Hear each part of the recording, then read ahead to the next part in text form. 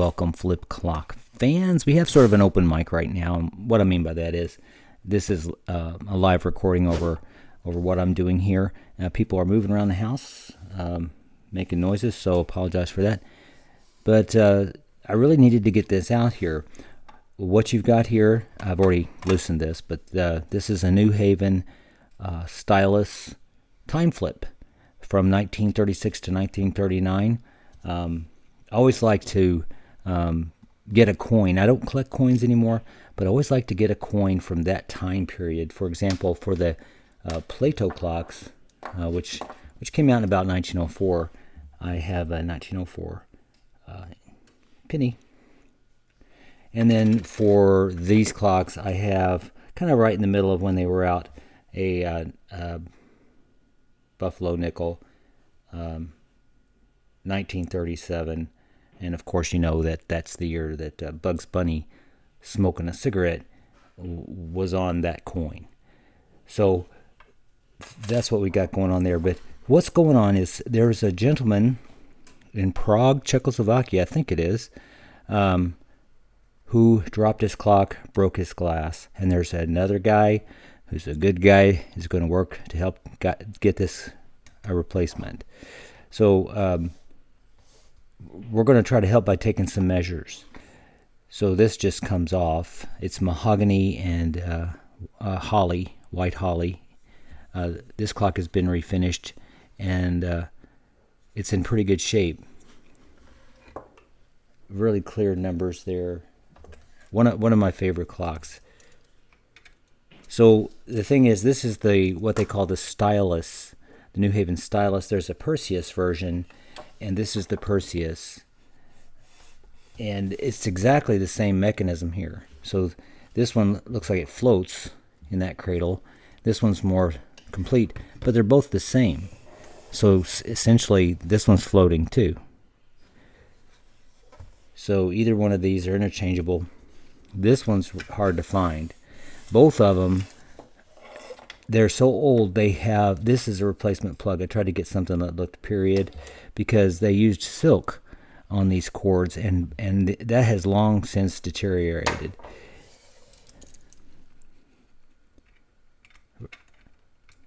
So we're going to be really careful here. I'd hate to break this, especially on camera. So we're going to try to take some good measures here, and hopefully, I'm hoping that somebody out there may have an idea of where to source some glass like this. I've often thought that you could take like a wine bottle, some wine bottle, and cut it, and take care of it that way.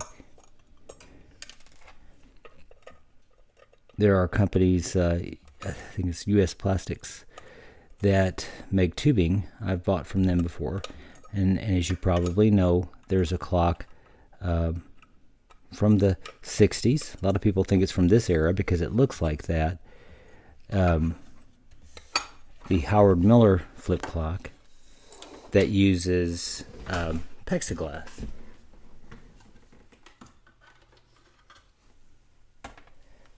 So that's this one here, and this another one of my favorites. So beautiful rosewood, and so I sourced the plexiglass from U.S. Plastics, polished it up real good, and restored this clock. So you'd think, of course, this is bigger than that. You'd think that they would make one to this size. Don't know. I've never measured this. I've never had a reason to measure this glass. And it's smaller than you'd think when you look at it. It's smaller. It's smaller than a Plato clock. It's longer than a Plato clock, but the diameter is less than the Plato clock glass, so we know we can't use the Plato clock. So what's our measures? Of course, I could have just written these down and emailed the guy, but I just wanted to show you what we got going on here. So it looks like 9.5 centimeters in length.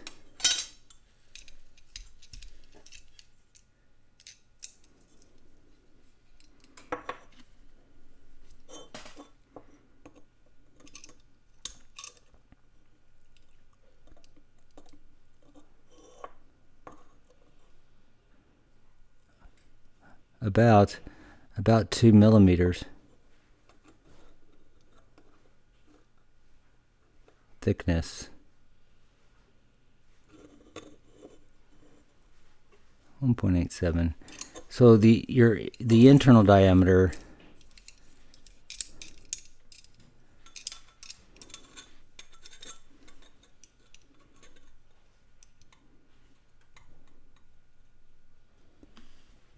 is 6.1 centimeters. 61 millimeters internal diameter. The external diameter, trying to get it,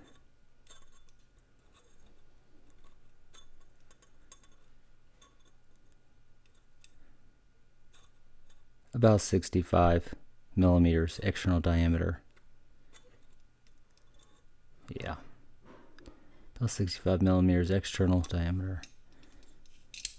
So that's kind of where we're at, and makes you wonder. There it is again, 9.5 centimeters in length.